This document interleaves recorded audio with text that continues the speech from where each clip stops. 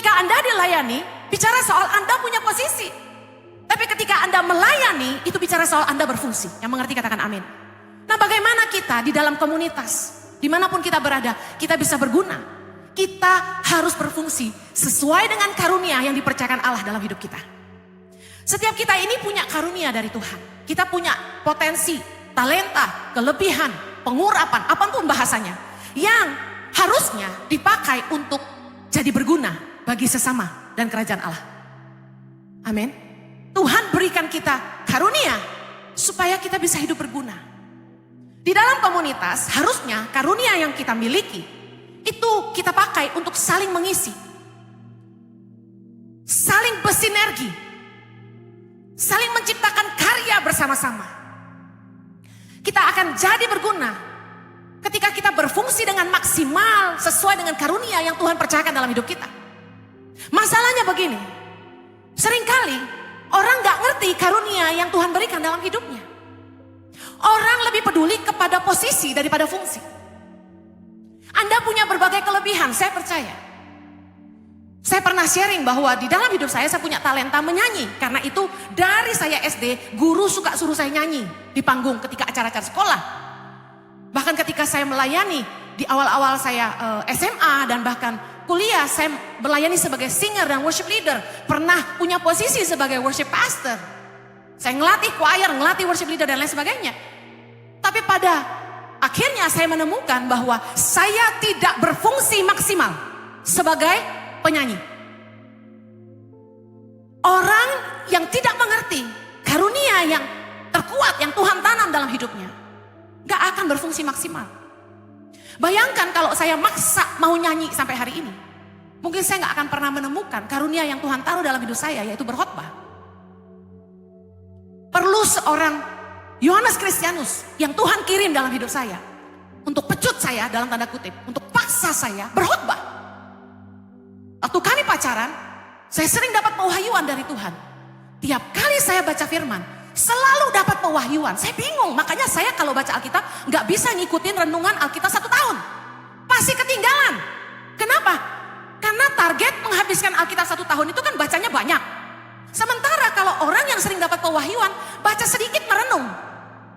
Baca sedikit merenung. Ini sebenarnya yang terbaik. Karena firman itu bukan dibaca tapi direnungkan. Dikunyah bahasanya. Anda pulang ini, Anda renungkan ayat mana yang tek di hati Anda. Dan Anda renungkan maksudnya apa. Nah, setiap kali saya merenungkan firman, saya selalu dapat pewahyuan. Dan saya tidak menyangka bahwa tidak semua orang dapat itu. Jadi saya sharing di mobil dengan pacar saya waktu itu. Saya bilang, Jo, aku dapat tentang ini. Saya share sama dia. Dia merenung. Saya bilang, pakai ya buat khotbah ya. Jadi saya kasih dia bahan-bahan khotbah. Ketika di Australia juga begitu, karena saya worship pastor, jadi saya kasih ke youth pastor kami.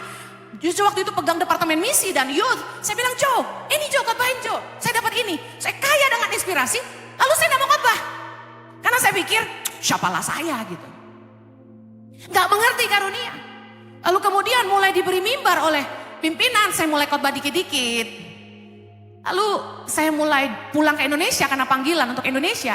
Nah di situ saya tidak pelayanan sampai tahun 2008. Awal-awal saya pulang ke Indonesia, gereja-gereja sempat minta saya mimpin pujian. Bayangin masih mimpin pujian. Akhirnya Jojo bilang gini sama saya. Ini ada gereja tanya, Pastor Jojo, istrinya bisa khotbah nggak? Saya jawab, bisa. Akhirnya suami saya bilang gini, besok-besok saya berangkat, kamu ikut ya? Biasa, mamah baru punya baby, jawabnya apa? Kasihan anak-anak. Klise. Saya nggak mau. 2 tahun saya bertahan di rumah ngurus anak aja. Kan kalau mimpin pujian di Jakarta-Jakarta aja gitu. Akhirnya satu kali saya ditegur Tuhan lewat khotbah hamba Tuhan. Kemudian saya ditegur sama mentor saya. Akhirnya saya menyerah. Saya pergi khotbah pertama kali saya ingat ke Makassar. Take off dari Jakarta, saya nangis Bombay. Belum ada nangis India, jadi saya nangis Bombay ya. Sedih banget tinggalin baby saya kembar. Waktu itu usia 2 tahunan waktu saya tinggal. 2,5 tahun. Di pesawat saya nangis, tapi saya ikut maunya Tuhan. Saya mulai khotbah di Makassar pertama kali, awal 2008. Kemudian Jojo mulai jadwal saya. Makin banyak gereja yang minta. Akhirnya gak pernah berhenti khotbah sampai di titik terakhir 2019 saya burn out. karena saya khotbah tiap hari. Sehari bisa 2. Oh duitnya banyak, trust me. PK terus. Tapi capek luar biasa.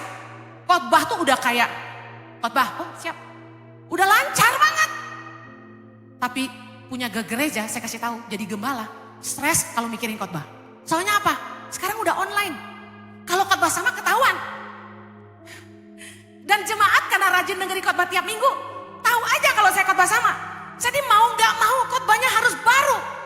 Hari Minggu 2 kali ibadah saya khotbah 2 khotbah berbeda. Bayangin berarti seminggu 2. Sekarang 3 kali ibadah. Hari ini saya khotbah. Berarti 3 khotbah berbeda. Seminggu saya khotbah bisa 5 ibadah. Jadi Selasa, Rabu, kemarin ada Selasa malam, Rabu. Berarti saya khotbah 1 minggu 5 khotbah berbeda. Bayangin tuh. Untung saya nggak gundul sampai hari ini. Tapi saya kasih tahu, saya menikmatinya meskipun stres ya. Stres gini, karena kita nggak mau ngajar yang bukan dari Tuhan, kan gitu. Materi khotbah itu kan nggak asal ngecap. Roh Kudus taruh apa, lalu kita renungkan, kita siapin berjam-jam, berhari-hari. Saya kayak orang mau ujian, tiap kali mau khotbah saya belajar lagi. Jadi stres, tetapi saya sangat menikmatinya. Saya looking forward ketemu Anda tiap hari Minggu, you know that? Dan saya sangat bersyukur sama Tuhan. Karena apa? Karena saya mengerti karunia yang Tuhan tanam dalam hidup saya, bukan nyanyi. Kalau saya ngotot mau nyanyi, malu saya sama Cika, malu saya sama Novi. Paling mereka gak berani suruh saya berhenti nyanyi, benar gak? Kan ada gembala tuh yang di kursi aja pegang mic ikut nyanyi, betul gak? WA-nya nyembah dia ikut mimpin dari kursi, benar gak? Ada aturan main dalam, saya kan sekolah Hillsong. Preacher preach, worship leader sing, udah. Yang WL jangan banyak ngomong, itu bagian gue. Yang pengkhotbah jangan banyak nyanyi, itu bagian WL. Jadi kita udah tahu aturan mainnya. Dan saya jadi lega, kenapa? Karena kalau saya nyanyi malu-maluin, lebih baik saya khotbah. Well, kalau Anda ingin berguna dalam komunitas, Anda mesti ngerti karunia yang Anda punya. Banyak orang yang gak ngerti karunia, maksa. Carinya posisi, tampil di depan, itu lebih keren. Betul gak? Yang jadi pendoa syafaat sama konselor dikit. Sekolah minggu apa lagi? Paling susah cari guru sekolah minggu. Tapi kalau yang di panggung ini, sorry to say, ngantri yang mau pelayanan. Kita harus ngerti karunia. Supaya kita berfungsi maksimal dan hidup kita berguna. Dengan karunia yang Tuhan berikan, kita harus pakai untuk saling melayani satu sama lain. Kita harus berada di tempat yang tepat. Dan kita harus bersama dengan orang-orang yang tepat. Jangan sampai Anda berada di sebuah komunitas yang Anda tidak dibutuhkan di situ. Udah terlalu banyak orang hebat, lalu Anda cuma jadi aksesoris buat apa? Pilihlah komunitas di mana hidupmu bisa berguna dengan karunia yang Tuhan tanam dalam hidupmu. Yang mau katakan amin. Saya rasa tidak ada contoh yang lebih keren dari ini. Bahwa raja segala raja datang ke dunia, lahir dan mati untuk kita. Dia merendahkan dirinya dan taat sampai mati, kata firman Tuhan. Kalau kita mau hidup kita berguna, kita harus melayani dengan kerendahan hati. Saya kasih tahu meskipun kita hebat, tapi kalau kita sombong, kita nggak berguna. Katakan amin.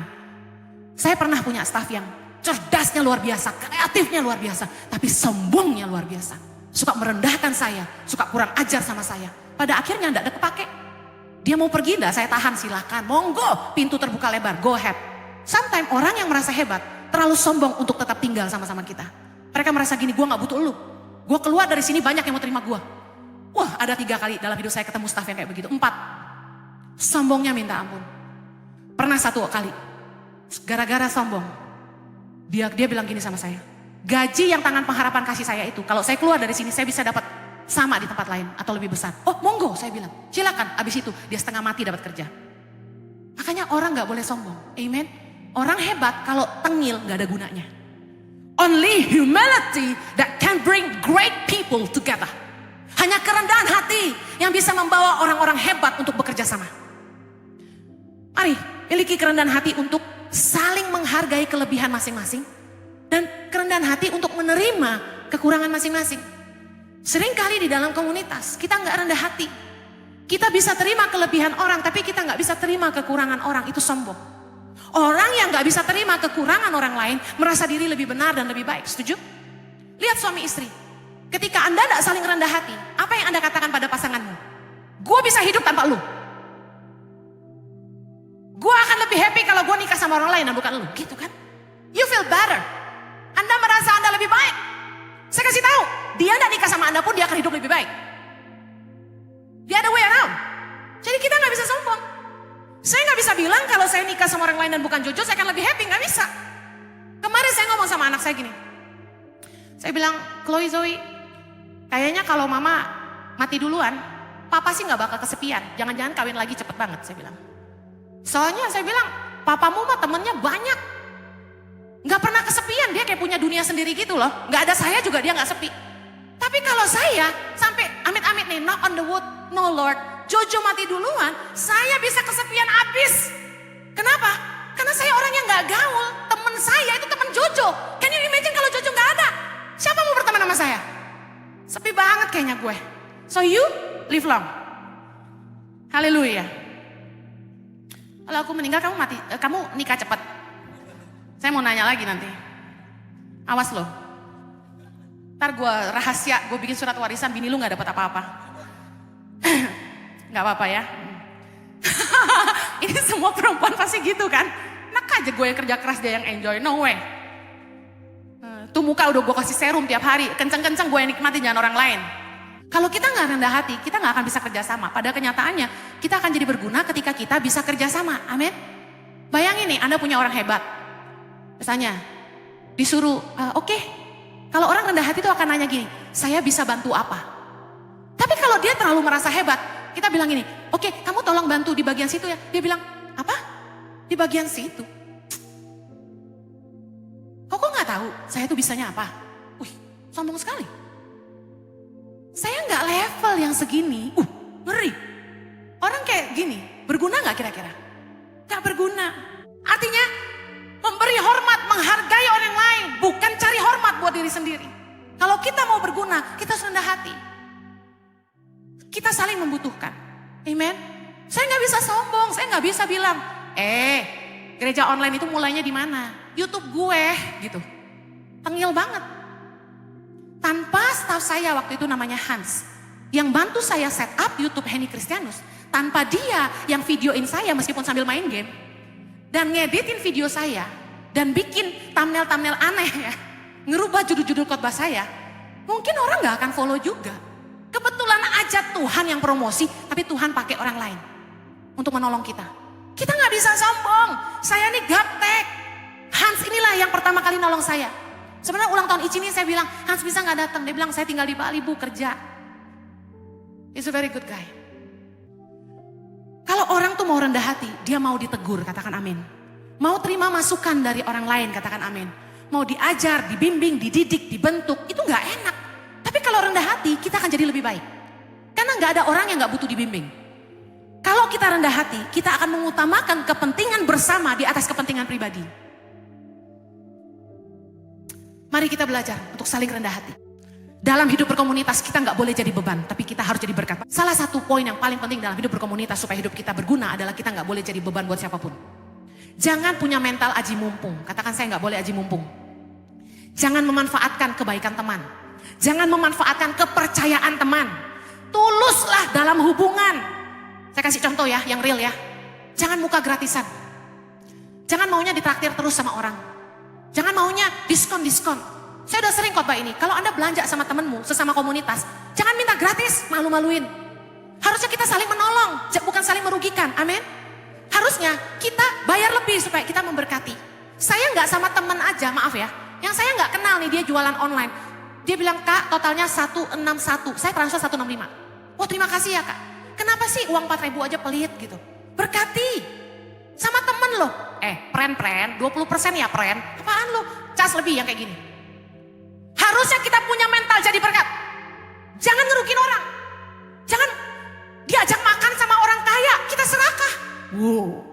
Udah, pesan. Dia banyak duit, pesan. Saya kasih tahu ya, jemaat Ici, pengerja Ici, jangan muka gratisan, jangan aji mumpung. Kalau kamu mentalnya kere, aji mumpung, mentalmu miskin, ditraktir orang makan, mau, selalu mau. Kamu gak pernah mau traktir orang. Saya kasih tahu, kaya miskin orang itu di hati, bukan banyak duitnya. Orang mungkin gak banyak duit, tapi dia gak mental gratisan. Dia mau berkati orang juga. Amen. Saya ditraktir makan sama donatur, saya rebutan bayar, saya bayar. Yang ngajak saya makan orang kaya, saya berebut bayar. Sama Jojo juga. Malu makan gratis terus. Amen. Saya paling pantang ditraktir-traktir itu malu. Bukan kita sombong, tapi saya gak mau dibilang, tuh hamba Tuhan muka gratisan. Tuh gak mempermuliakan nama Tuhan. Saya ajarin anak asrama, saya omelin kemarin di grup. Mulai malam ini gak ada yang boleh ikut pengerja atau jemaat pergi makan. Mama sudah kasih kalian makanan cukup. Jangan kayak orang gak pernah dikasih makan, saya bilang. Malu saya. Udah jam 10 malam diajak pergi makan, mau. Saya bilang bukannya kamu baru makan. Nanti orang bilang Bu Heni gak kasih makan. Padahal itu anak asrama udah makan kekenyangan. Segala makanan udah dikasih. Tiap hari makan daging, apa yang kurang? Jojo ulang tahun, nasi tampah, apa itu? Yang tumpeng, ayam bakar, rendang, telur, apa terek, semualah lengkap. Gak ada yang makan. Saya kasih ke asrama. Bayangin, gitu loh gak dimakan, pergi makan sama orang. Kan marah aku. Jangan punya mental gratisan. Saya bilang, kenapa gak bilang sama orang itu? Thank you om, saya sudah makan. Thank you om, sudah malam, saya harus pulang. Asrama kan jam 10 batasnya, gak boleh pulang lebih dari jam 10 malam. Apa-apaan? Mah, aku diajak makan. Saya bilang, jangan ragus kamu, pulang kamu. Kabur dia pulang langsung. Saya malu loh. Tahu gak Chloe Zoe Excel dari kecil saya didik apa? Kalau dia ajak makan sama QQ itu koko saya. Koko saya bukan orang miskin. Saya bilang, kamu pegang uang. Satu anak saya kantongin duit. Masing-masing, saya kasih kartu kredit saya. You traktir QQ. Kalau sampai makan apapun, you bayar sendiri. Dan you yang bayarin kalau perlu. Pakai kartu kredit mama. Jadi koko saya suka bingung. Lu apa-apaan sih dia bilang. Gue mau bayarin anak lu makan, dia gak mau. Dia bilang mami udah kasih duit. Saya mau anak saya didik dari kecil punya mental memberkati. Jangan muka gratisan. Amen.